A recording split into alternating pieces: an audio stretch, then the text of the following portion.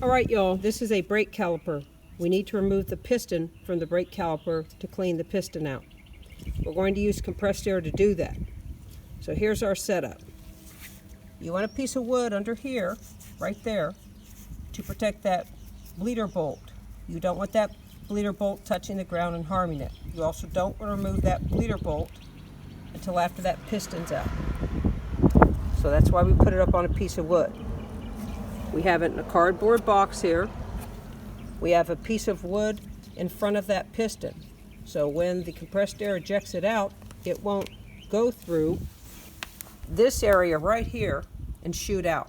We have a little rubber band around that piece of wood just to keep that in place and upright. This is the piece to the air compressor we're using to blow compressed air right into that hole. But we want that compressed air to go directly into that hole and not anywhere else. We want a good shot of it. So we took a bleeder cap, we have an extra one, and we put a hole in that, right there, with an ice pick. This cap then goes directly onto the nozzle for the air compressor. Then when we put that there, it forms a seal and it'll shoot air directly into that and shoot that piston out. Now y'all, when you do this, you want to have ear protection on because it can make a very loud popping noise. It's kind of frightening. You also want some eye protection on. And you do not want your fingers in the way of that piston when you're applying that compressed air. It may ease out, it may shoot out, we don't know.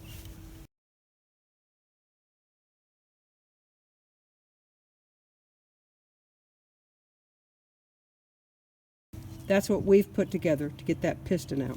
Go ahead and give her some juice. We're going to juice her up to 80. We took the last one at 80. So here you go.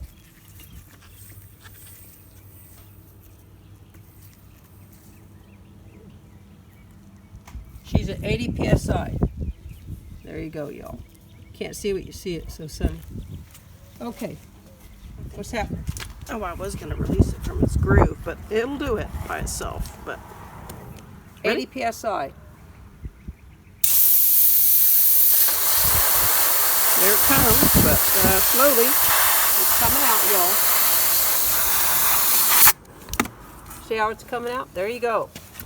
Okay, so y'all, we've done this in the past with more PSI and it shot out of there. It's very dangerous, it can be, so be careful. We'd recommend that, well, for us, we tried 60 PSI, didn't work. The other one we did the other day, we took at 80 PSI, and that one came out at 80 PSI. It just can be very dangerous if y'all don't have a piece of wood in front of it and that shoots out. That's the piston.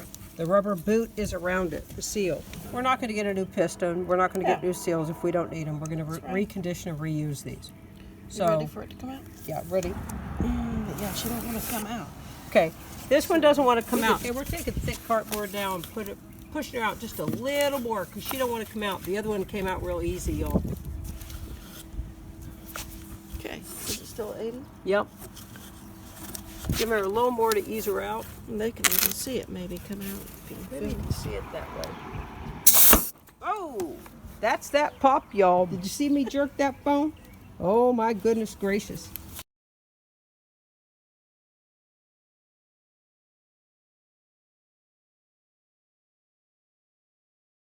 Y'all, I hope you can see that in there. I have no way of knowing, but that's what it looks like inside when the piston's removed. Sludge and disgusting. Needs to be cleaned out. So, that's what we're going to do now. And that is how you remove a piston from a caliper on a 1995 Toyota Camry. Hope it helps, and happy DIY.